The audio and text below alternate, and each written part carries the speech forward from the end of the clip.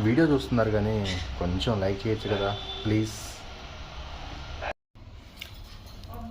ఇప్పుడు దీనికి విడుదల, విడిచిపెట్టిన కూడా కరుతుంది.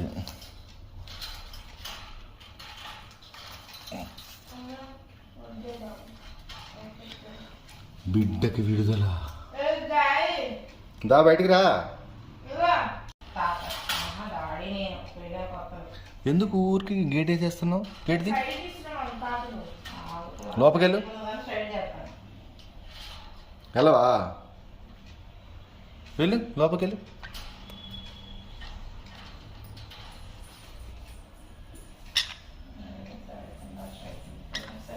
లోపకెళ్ళు.